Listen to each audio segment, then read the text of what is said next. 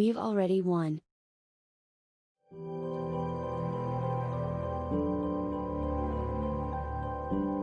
Stop counting sheep and drift off to sleep with Hempwork CBD plus melatonin soft gels. Each soft gel contains melatonin, a natural hormone in our body which signals that it's time to sleep. It's also a great antioxidant and doesn't leave you feeling groggy in the morning. There's also 25 milligrams of CBD that assists the healthy function of your serotonin system, which supports mood and sleep. So when you crawl into bed, things just happen naturally. Enjoy restful sleep with Hempwork CBD plus melatonin soft gels.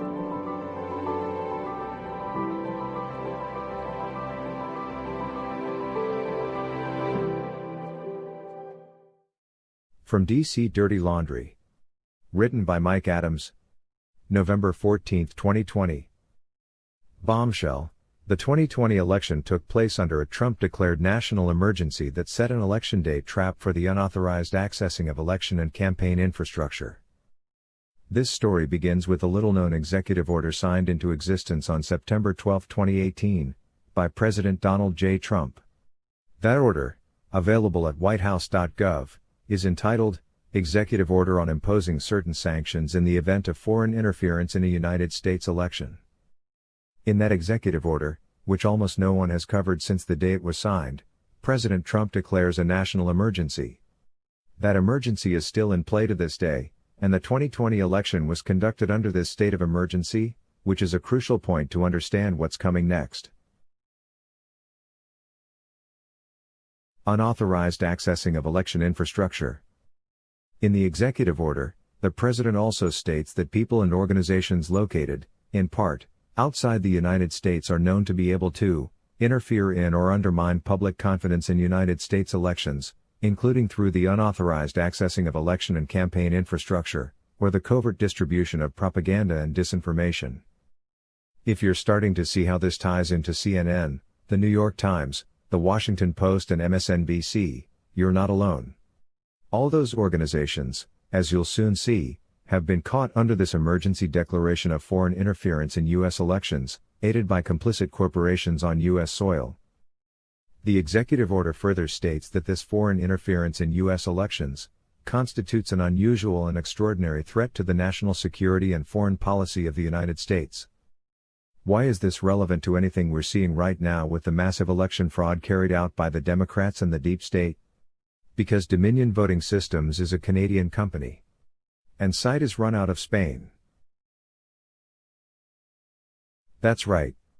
Dominion is a foreign-owned company, which makes Dominion-based election theft a foreign interference issue. Site, by the way, is connected to George Soros and the Democrats, and according to the Gateway pundit, Bill Gates also owns stock in Site. Dominion is Canadian, Site is from Spain, both represent foreign interference in U.S. elections. With data routed through servers in Germany. Another voting machine company called Site, also widely used in U.S. elections, is located in Spain. As Great Game India reports, days after it was revealed how 2020 U.S. elections were rigged, by Canadian Crown agent Dominion Voting Systems, through a so-called glitch, now Great Game India has found involvement of another dubious foreign company, in U.S. election meddling. The votes cast by Americans were counted by a bankrupted Spanish company Site in Spain. Like Dominion Voting Systems, Site has a long history of election fraud in various nations, including injecting backdoors in its election software. The issue has prompted experts to question why the sensitive job of counting votes was outsourced to a foreign company. How could a bankrupted Spanish company count American votes in Spain?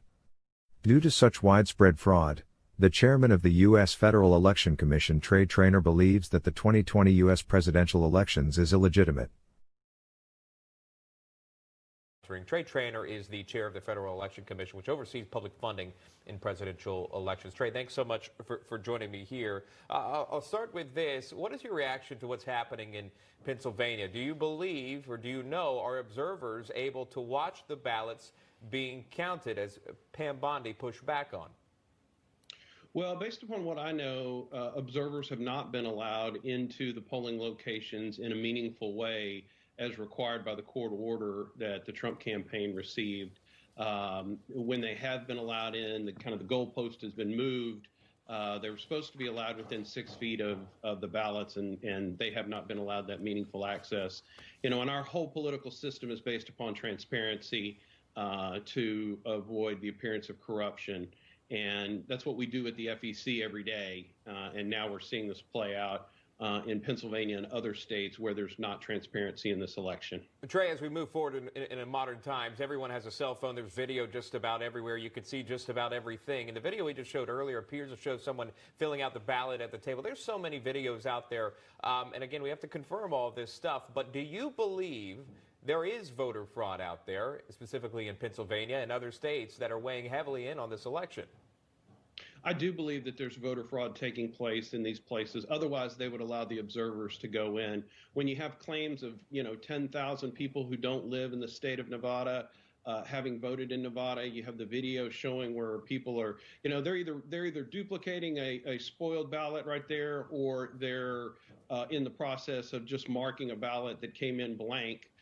For a voter. That's a process that needs to be observed by election observers. State law allows those observers to be in there, and if they're not, then the law is not being followed, making this an illegitimate election. All right, let's go back to that video if we can. The video we're watching there, if he's filling out the ballot on the top right there, so this would be fraud, Trey. If he is filling out that ballot, yes. Now, sometimes they go through a process of duplicating a ballot when a ballot can't be fit into a voting machine because it's torn up, and we don't know if that's happening here. But if he's absolutely marking these ballots as just blank ballots that came in that didn't have votes, then that would be a voter fraud.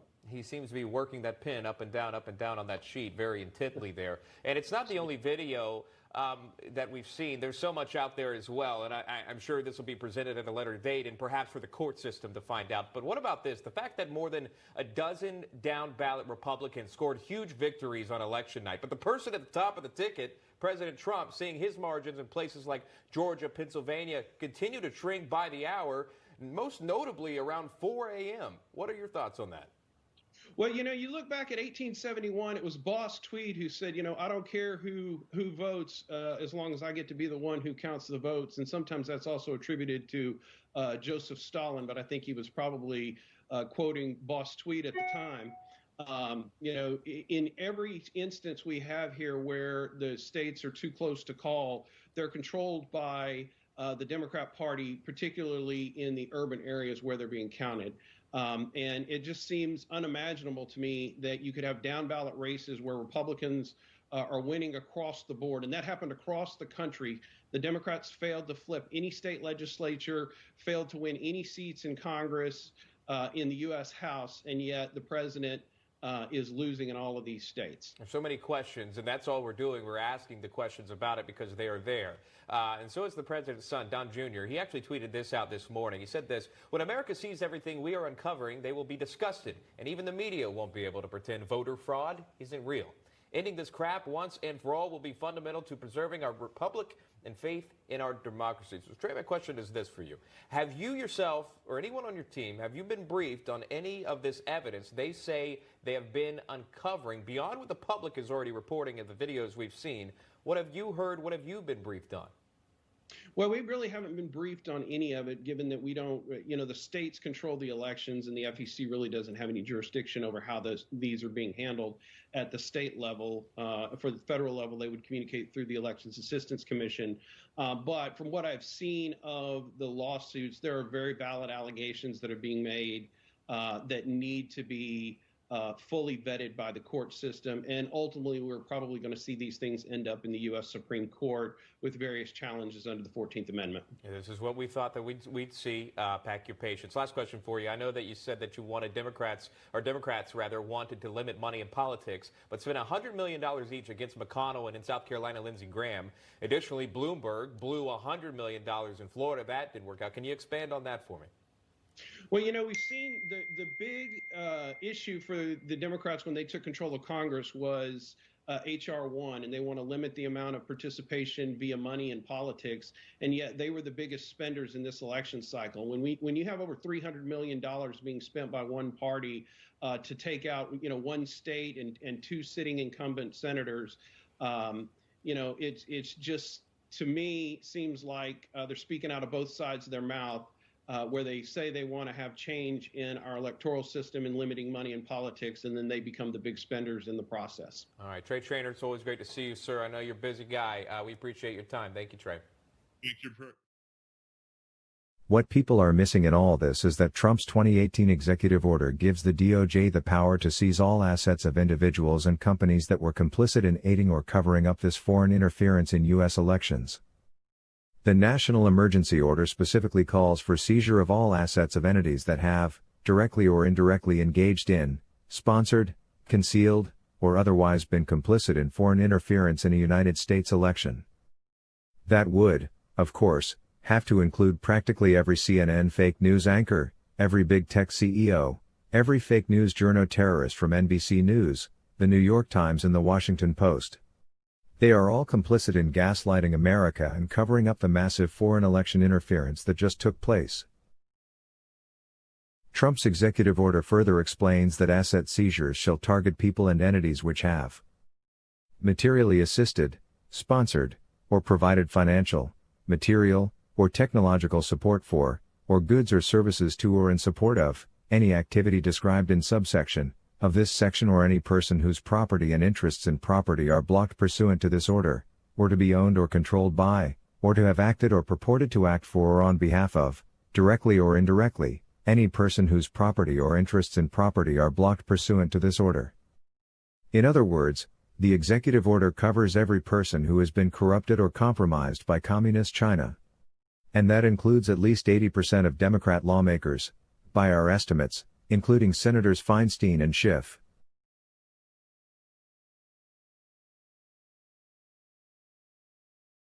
Every organization involved in the election theft and cover-up can now be seized by the U.S. government. But that's not even the full extent of what's demanded by this executive order. In Section 8, the order explains that the term person also means a partnership, association, trust, joint venture, corporation, group, subgroup, or other organization. In other words, any media organization that assisted in covering up or assisting foreign interference in a U.S. election is specifically targeted by this executive order. Further in the definitions section, the executive order explains. The term election infrastructure means information and communications technology and systems used by or on behalf of the federal government or a state or local government in managing the election process, including voter registration databases, voting machines, voting tabulation equipment, and equipment for the secure transmission of election results. That would include the Dominion voting systems as well as all other voting systems used in the recent election. Finally, the executive order describes what it means by the term foreign interference.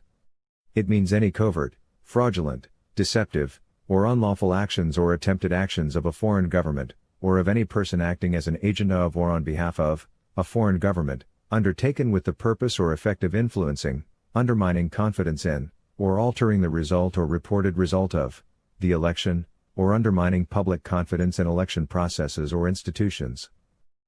Note the important words of altering the result or reported result of the election. This is exactly what big tech and the lying fake news media have done to America. More than merely a crime, it's treason. And it fell right into the national emergency trap that Trump publicly announced in 2018, which now means all these corporations and organizations can have their assets seized literally overnight. Trump attorney Sidney Powell described staggering statistical evidence and staggering witness testimony about the criminal election fraud that was carried out across America. She adds, "If you want to talk about foreign election interference, we certainly have it now." Representative Louis Gohmert, Republican, from Texas, says the U.S. military just raided the server farm of site in Spain. Lest you think this is all speculation and rumor, we now get to the part where the rubber meets the road. According to a video interview with Representative Louis Gohmert, which aired earlier today, the U.S. military has just conducted a raid on the server farm of the now bankrupt site company in Barcelona, Spain.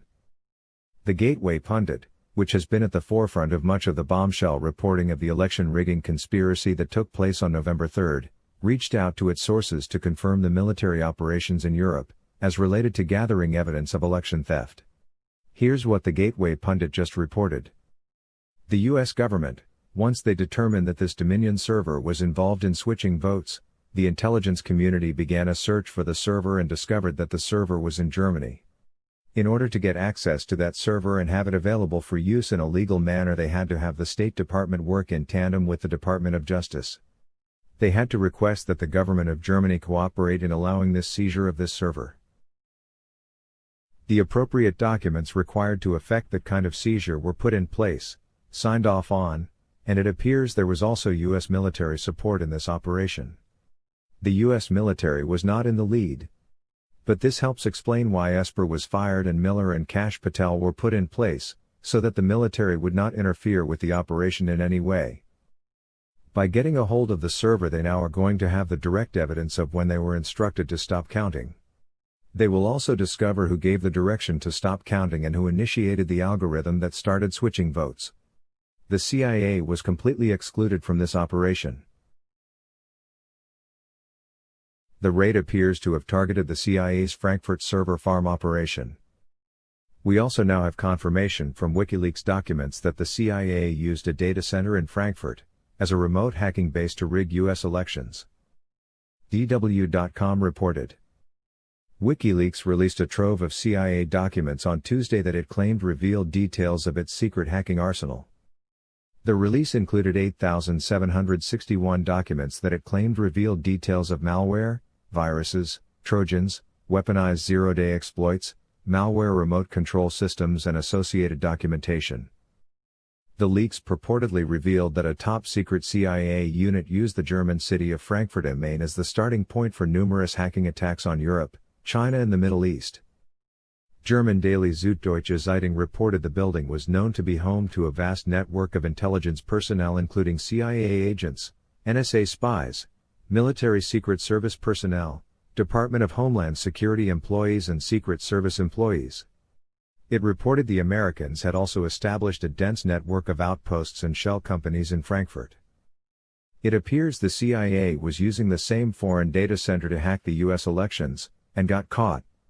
This is precisely why, as the Gateway Pundit reports, the CIA was kept completely out of the server raid operation that just took place in Germany. The raid was likely leveled against the CIA's own server farm that ran the remote Dominion hacking operation the night of the election. Going down, big tech, media giants, Democrat operatives and half the deep state. It should be obvious to any informed person that everything big tech and the fake news media did to rig this election, then bury the Democrats' massive voter fraud operations, was a covert, fraudulent deception and unlawful action. And it was all carried out on behalf of communist nations like China and globalist operations that are located outside the United States. It's not merely that the voting system companies whose hardware and software systems rigged the election were located in Canada and Spain. We're also told that part of the CIA's rigging of the election in real time involved data being offshored to servers located in Germany, and possibly Serbia. So there are at least 3 or 4 foreign countries involved in this election, and that doesn't even include China and Venezuela, who both had other roles in running influence operations to rig the election outcome in favor of Biden. Funding for Dominion was also provided, it is rumored, from wealthy socialists in Venezuela. Now, Team Trump is in the process of gathering irrefutable evidence of criminal collusion to carry out election interference, and the cover-up trails will lead directly to big tech, targeted censorship and collusion with China, and the fake news left-wing media, gaslighting propaganda campaign to cover up evidence of foreign collusion. This means that in one fell swoop, President Donald J. Trump will be able to arrest and seize the assets of all the top Democrats and deep state traitors who attempted to steal the 2020 election. Seize all the big tech corporations and left-wing media propaganda outlets that were complicit in the conspiracy. This could include seizing their domain names such as Twitter.com, YouTube.com, Facebook.com, etc. Defeat the DNC forever by revealing overwhelming evidence of widespread election fraud, which will also result in a nationwide call for a voter ID system for all future elections. Solidify his own standing as the brilliant mastermind president of the USA for a second term, and perhaps a third, we dare say. Never bet against the Donald. Recounts no longer matter, the certification of votes is now irrelevant. The action plan to achieve all this is underway now. Team Trump already has the full transaction logs of Dominion voting systems election alterations, and with raids taking place in Europe, more evidence of foreign interference is being secured. Importantly, this enormous cache of voter fraud evidence will be more than sufficient for President Trump to present this evidence to the American people, then declare an illegal insurrection attempt against the United States of America while deploying U.S. Marshals or military police to arrest the treasonous actors in the United States who attempted to carry out this elaborate criminal fraud. No wonder John Brennan appears to be crapping himself every time he appears on live television. Once Trump's plan is fully activated, people like Brennan will need a lifetime supply of Depends. Once all the evidence is compiled and presented, President Trump merely needs to declare the entire election to be null and void as an artifact of a failed foreign coup attempt against the United States, aided by treasonous operators inside the Democrat Party and certain dark corners of the intelligence community, CIA, FBI, etc. As an immutable legal principle, any party that engages in a social contract, such as an election, and then cheats to try to unfairly win that contract, is disqualified by default. You cannot win an election by stealing it. There is overwhelming legal precedent for this in court decisions from both SCOTUS and federal district courts. The recounts are irrelevant. The certification of the fraudulent votes is just theater. None of that matters once the overwhelming fraudulent nature of the entire operation is documented and revealed to all. We've already won. Trump has already won this election. The treasonous enemies of America have already been caught. They will face criminal charges by the thousands as all this plays out, unless they flee the country first. And the DOJ is about to drop the hammer on the entire operation. The American people are with Trump, including many Democrats who are now sickened by what they witness take place with wholesale left-wing election theft. Americans will not allow their country to be stolen by foreign interests, and as we've mentioned before, if Trump needs to call up every able-bodied man in America to converge on Washington, D.C. fully armed with courage, millions of patriots will arrive to defend this constitutional republic against its enemies, both foreign and domestic. Trump no longer needs to win recounts, and he certainly doesn't need the media on his side. They won't be around much longer anyway. All Trump needs is to continue gathering evidence, prepare to present it to the world, and continue to garner support from millions of Americans who are ready to lay their lives on the line, if necessary, to defend this nation. We win if we choose to win. The only way we lose is if we surrender to the criminals on the left.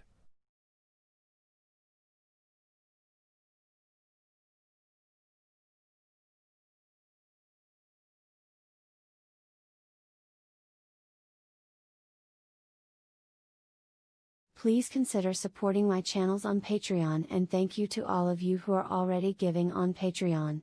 I really appreciate your support.